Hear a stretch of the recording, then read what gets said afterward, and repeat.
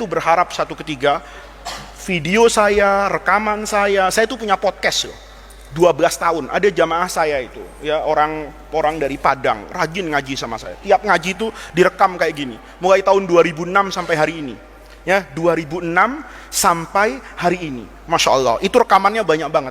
Itu kalau satu hari rekaman tuh dipinjem, terus kamu keluarkan, kamu ketik, Masya Allah, itu menjadi Sarah Bulughul Maram, Sarah Hikam, Riyadus Shalihin ya. Ini saya dengar dari Muhammad Faiz. Kemudian nanti apa yang saya omongin kamu cari sumber rujukannya. Faiz ngomong kayak gini, ini adanya di mana sih sebenarnya? Oh, ada di Sarah Riyadus Shalihin. Oh, ada tafsir Qurtubi. Oh, ada, wow, jadi tafsir besar itu nanti ya kan. Itu suaranya itu dapat dari Muhammad Faiz, tapi muharrirnya misalnya Habibi, misalnya muharirnya siapa? Amin misalnya. Oh, ini berjasa betul ya kan. Kenapa? Orang percaya, oh dia selama ngaji duduk di kaki saya kok. Man huwal amin. Cari sama Fadil, aina suratuhu. Oh, ada trek. Ah, ini ya, percaya orang karena dia dengar langsung dari siapa ini? Saya. Paham ya anak-anakku ya? Nah, itu terkait dengan yang namanya bid'ah. Jadi nggak bisa orang tuh nanti tamat dari pesantren tiba-tiba ngomongnya tuh semau-maunya gitu. Oh, ini nggak dikerjakan sama Nabi. Tunggu dulu.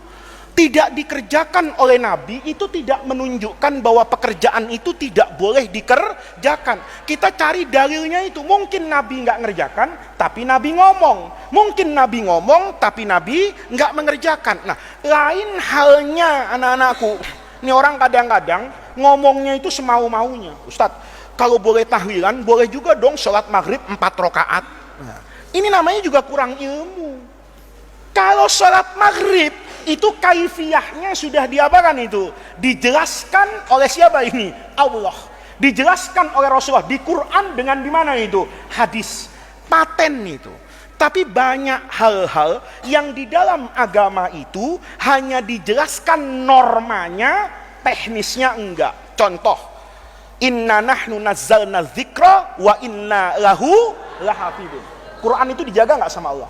Dijaga. Apa buktinya? Hari ini aja. Hari ini coba kamu bakar semua buku. Buku dibakar sedunia. Kitab suci, kitab tidak suci, setengah najis, semuanya kamu ya semuanya deh. Fathul Qorib, Fathul Mu'in, Fathul Wahab, Fathul Izar, semuanya kumpulin buku lengkap. Habis itu dia lain bakar. Jangan ada sisa tulisan satupun. Semua yang ada di file digital hapus sedunia. Kitab apa yang mungkin ditulis ulang tanpa ada kesalahannya? Cuma Quran. Kenapa?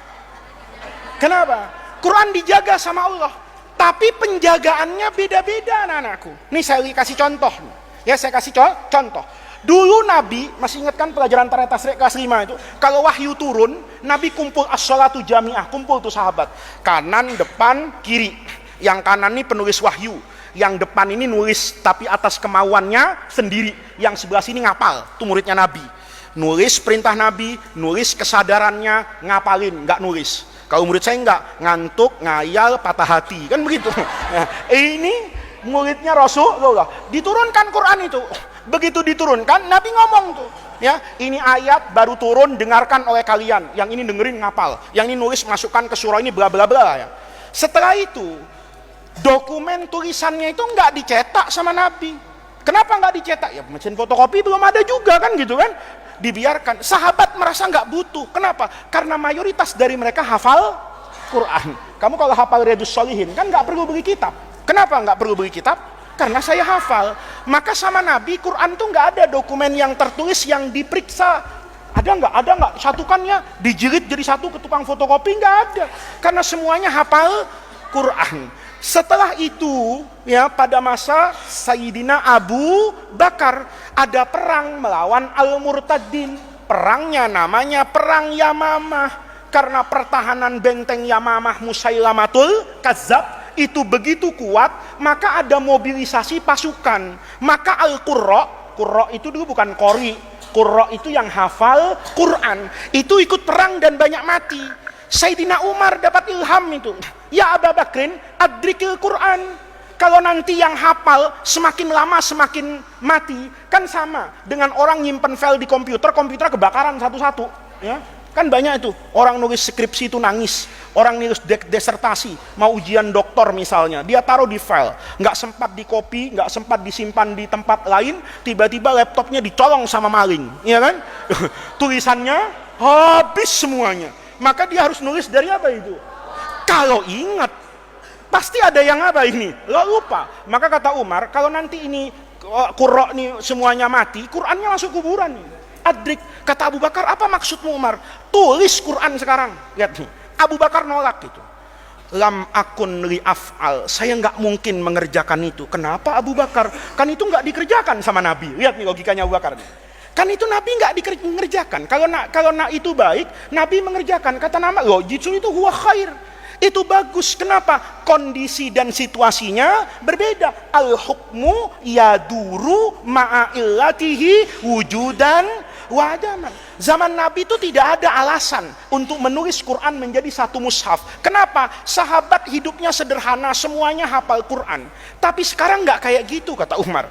Hidup kita menjadi lebih luas, dunia lebih terbuka, orang tidak lagi punya waktu yang cukup untuk menghafal Quran. Maka kata Umar, adrikil Quran. Abu Bakar setuju. Akhirnya Zaid bin Sabit yang jadi apa ini? Ketua panitia. Itu bid'ah. Tidak pernah dikerjakan oleh siapa itu? Rasulullah. Tetapi apa kemudian kullu bid'atin dolalah? Tunggu dulu episode selanjutnya itu kullu bid'atin dolalah. Nah, itu anak-anakku menunjukkan tidak dikerjakan Nabi, tetapi oleh sahabat dianggap bagus, maka dikerjakan. Sholat raweh itu. Coba lihat. Berapa bilangan rakaatnya? Kamu harus tahu ini. Ya, jangan sampai nanti juga santri Darur Rahman itu tidak memiliki dalil yang kuat terhadap tradisi. Kamu silahkan buka buku fikih mazhab apapun, ya, selama mazhab itu mazhab yang muktabar. Kalau ada ketemu fikih, buku fikih karangan Imam Muhammad Faiz, buang itu. Kenapa? Nggak muktabar otak saya. Tapi kalau karangan itu intisab kepada mazhabnya Imam Abu Hanifah, mazhabnya Imam Malik, mazhabnya Imam Syafi'i, mazhabnya Imam Ahmad, misalnya kamu belajar lagi ada mazhabnya Imam Auza'i misalnya, ada mazhabnya Lais bin Sa'ad misalnya, ada mazhabnya Imam Abu Thawr misalnya, ketemu semua itunya, kamu baca deh.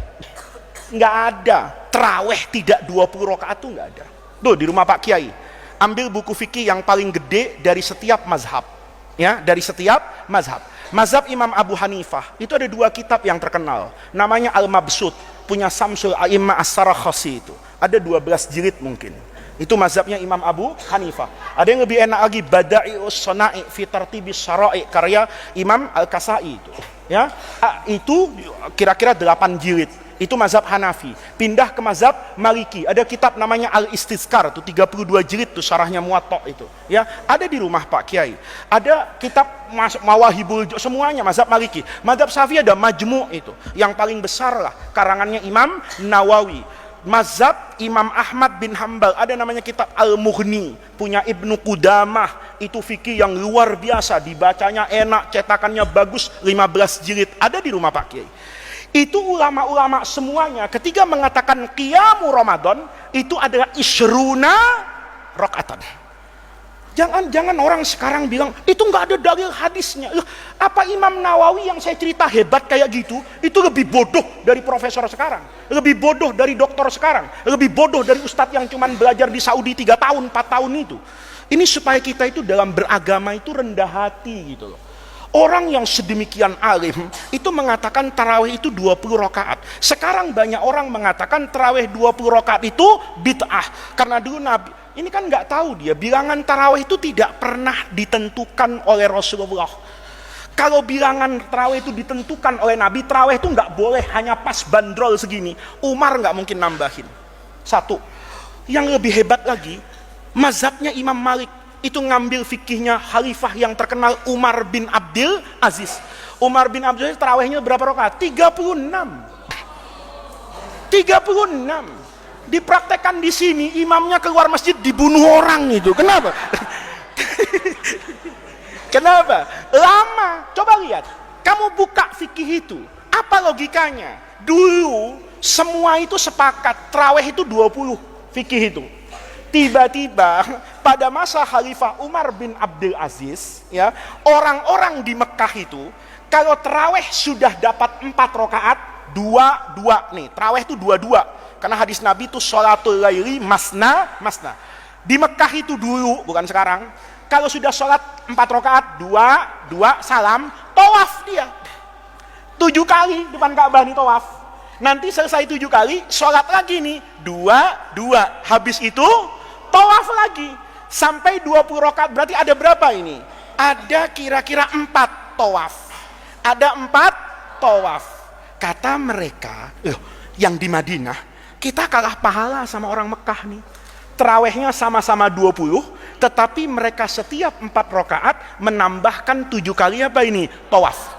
Kata orang di Madinah, kalau gitu kita juga begitu. Setiap 4 rakaat tambah 4 rakaat lagi. Kok kamu kan logikanya kepengennya diskon, ya kan? Atas nama corona, Ustadz, jangan lama-lama di masjid, ya kan? Kalau begitu kita terawihnya balik berapa ini? 11 misalnya. Enggak. Karena dia setiap 4 itu, 4 kali 4, 16. 20 tambah 16, jadi 36 rakaat. Itu enggak ada satu pun di dunia ulama yang muktabar, kecuali setelah adanya pemerintah Saudi dengan Wahabinya itu, yang mengatakan bahwa ini pekerjaan adalah bid'ah. Enggak ada. Buka buku fikih. Pertanyaannya, apa buku fikih yang jutaan lembar itu kemudian tidak tahu hadis kullu bid'atin dolalah wa kullu dolalatin finnar? Tunggu dulu, jangan mudah memvonis. Ya, ini saya kasih contoh dulu, besok kita lanjutkan kapan-kapan. Tarhim subuh, ada tarhimnya enggak? Enak itu sekarang kalau imsak tuh siapa yang baca? Yang baca siapa? Komputer pasti itu, karena suaranya enak. Tapi saya lihat rekaman loh, rekamannya Ustadz Bisri di Liliang itu, ya, kayaknya ada di Instagram atau di YouTube-nya Darrohman Liliang itu. Ustadz Bisri, tahu Ustadz Bisri enggak? Itu baca tarhimnya enak loh itu, ya. Coba-cobalah sekalian produk lokal diambil YouTube Darrohman 2, itu ada tarhiman. Saya dengar kemarin. Saya pikir siapa nih, dia sambil berdiri gitu kayak imam di Mesir gitu ya. Ada ininya pakai rapi gitu, dia baca itu. Nah, tarhim itu orang bilang bid'ah. Itu kan juga nggak ngerti spirit agama. Dulu zaman Rasulullah, setiap waktu azannya cuma sekali. Zuhur ya sekali azan, ya pas masuk waktu. Asar ya begitu, maghrib begitu. Kecuali apa ini? Subuh ada azannya Sayyidina Bilal, ada azannya Sayyidina Abdullah ibni Ummi Maktum. Nah ini juga harus ngerti. Nabi kalau Bilal azan, kata Nabi, fakulu washrabu, makan, minum. Ini disalahpahami sama orang sekarang, ya kan? Kata mereka, kalau saya sedang sahur, masih makan, belum selesai, terdengar azan, selesaikan sahurnya. Karena Nabi bilang, idza adzanal muadzinu wal ina'u fi yadi ahadikum fakulu washrabu. Nih, kalau ngaji nggak pakai ustadz begini nih. Kalau ngaji pakai terjemahan ini begini. Kalau di pesantren Gunung Agung, pesantren apa itu Gramedia, dia beli buku, baca terjemah, berfatwa sesat. Waktu maksud Nabi azanal muazzin itu bukan azan subuh, azannya Bilal. Kalau Bilal azan, kamu masih makan nggak apa-apa kata Nabi, fakulu washrobu. Tapi nanti kalau sudah ada Ibnu Ummi Maktum, sebelum Ummi Maktum azan cepat berhenti. Nanti kita jelasin logikanya imsak itu. Nah, itu namanya apa itu? Memahami agama. Oh, berarti Bilal waktu azan itu bukan azan bil makna syar'i. Karena azan bil makna, kamu belajar kan di Fathul Mu'in itu azan lughatan wa syar'an. Apa lughatan? Al-i'lam. Kalau syar'an, al-i'lamu bidukhuli waqti as-shalat. Sekarang pertanyaannya, jam 4 azan itu waktu sholat enggak? Enggak. Kamu jam 4 subuh sholat? Hah? Itu terlalu rajin itu, ya kan? Sholat subuh jam 4 kan belum masuk waktu. Azan di Madinah, saya pernah ceritakan sama kamu, sebagian teman-teman saya yang belum sempat membaca hadis secara utuh, tahu-tahu sekolah ke Madinah, itu pagi-pagi dengar azan cepat masuk masjid. Tahu-tahu tidak ada orang, karena itu azan pertama 1 jam sebelum masuk waktu. Dia udah ngantuk-ngantuk, azan lagi, kaget dia. Masya Allah, ajaran apa ini? Ya kan, baru azan kan begitu toh? Nah karena nggak tahu, sama aja kamu Jumatan. Datang, imamnya belum naik, sudah tidur, ya kan? Tidur pulas banget, bangun-bangun, Allahu Akbar. Ya Allah, Islam apa ini? Jumatan nggak pakai 2 khutbah, tiba-tiba langsung sholat. Ini Islam, bukan Islam sesat. Kamu ngorok, mas, kan begitu kan? Nah, ini juga begitu. Nah, ada azan pertama, ada azan kedua. Azan pertama itu untuk apa? Bukan i'lam biduhulil waqti, karena al-waqtu lam yadkhul, berarti azannya Sayyidina Bilal itu tidak bisa dinamakan al-azan bil makna syar'i. Berarti al-azan bil makna lughawi. Apa bil makna lughawi? I'lamu bi qurbi maji'i waqti sholatil fajri. Selesai. Bilal pakai azan, kita pakai tarhim. Ada alasannya. Pertama, sahabat dulu dengar Allahu Akbar, Allahu Akbar, langsung bangun. Kalau kamu enggak, Allahu Akbar, Allah ngitung. Sholat enggak dulu deh, kan gitu kan? Nah, lihat nih. Atau merasa apa ini? Terlambat deh kalau ke masjid, belum ngapa-ngapain, paham enggak? Maka dibutuhkan waktu yang lebih apa ini? Lama panjang bacanya. Kenapa Bilal bacanya enggak panjang-panjang? Karena enggak ada Al-Mukarram speaker. Kalau Bilal suruh tarhiman setiap subuh 1 jam tiap hari, 10 hari pensiun dia. Kenapa? Tenggorokannya putus. Kenapa? Dia baca kayak tarhim kamu itu dibaca. Kamu jangan pikir sekarang ada speaker. Bilal harus naik dulu ke atas bukit, ke atas lembah yang tinggi, dia tarhiman sejam begitu. Itu keluar segala-galanya, keringetnya keluar, darahnya keluar, jantungnya keluar. Kenapa? 1 jam teriak-teriak. Paham nggak maksud saya? Beliau mencukupkan dengan azan sebagai tambih. Karena itu sebatas i'lam bil makna lughawi, bukan bil makna syar'i. Maka tarhim juga hukumnya apa ini? Boleh. Pakai ayat apa? Wasta'inu. Bukan. Wa ta'awanu 'alal birri wat taqwa. Adanya tarhim itu ta'awun ala maza. Alal qiyam kan? Nah, ketika seperti itu hukumnya menjadi apa ini? Boleh, ya. Ini sampai sini dulu, ya. Nanti hari Senin malam Selasa itu baru berbicara kullu bid'atin dhalalah dan seterusnya, supaya nanti kamu tahu beragama itu tidak semudah yang dibayangkan orang. Untuk menjadi mufti, memberikan fatwa hukum, itu butuh alat yang luar biasa, butuh duduk lama di depan guru, butuh membaca sekian banyak ilmu untuk sampai kepada pemahaman yang benar. Jangan melakukan kejahatan terhadap agama dengan paham satu hadis kullu bid'atin. Kulun itu semuanya, nggak boleh dikecualikan. Ini kata Nabi. Terus kita bilang, tapi Imam Syafi'i bilang bid'ah itu ada hasanah. Iya, langsung ngomong, pilih Imam Syafi'i apa pilih Nabi? Itu kejahatan kalau menurut saya. Besok nanti kita jelaskan kejahatan-kejahatan sehingga orang itu tidak lagi arif dan bijaksana dalam berdalil dan memahami ubudiyah dan ibadah yang biasa kita lakukan. Nanti kita lanjutkan hari Senin. Kelas 6 pulangnya hari apa ya? Boleh? Kelas 6 pulangnya besok, masuknya malam Lebaran. Sudah ya. Mudah-mudahan Allah jadikan jam'ana hadza jam'an marhuma wa tafarruqana min ba'dihi tafarruqan ma'suma. Mudah-mudahan duduknya kita di majelis yang baik ini, hadirnya kita di pengajian ini, syiar Islam yang kita kerjakan di pesantren Darul Rahman ini, mudah-mudahan menjadi tawassul dan wasilah kita semua untuk mendapatkan khairat dunia wal akhirah.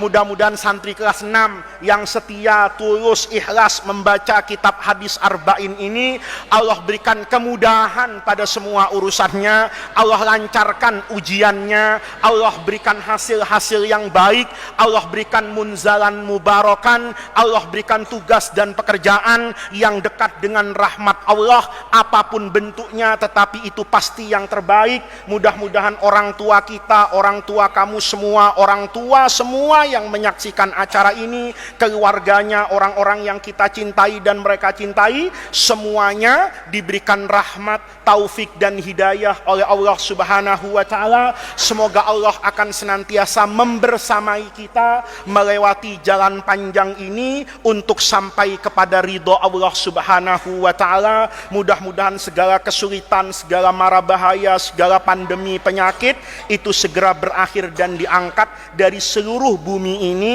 sehingga kita bisa sekolah, kita bisa mengaji, kita bisa beraktivitas sosial keagamaan ini dengan lebih baik dan lebih tenang. Rabbana atina min ladunka rahmah wa hayyi lana min amrina rasyada. Allahumma la tahrimna khaira ma indaka li syarri ma indana. Kurang lebihnya saya mohon maaf. Assalamualaikum warahmatullahi wabarakatuh.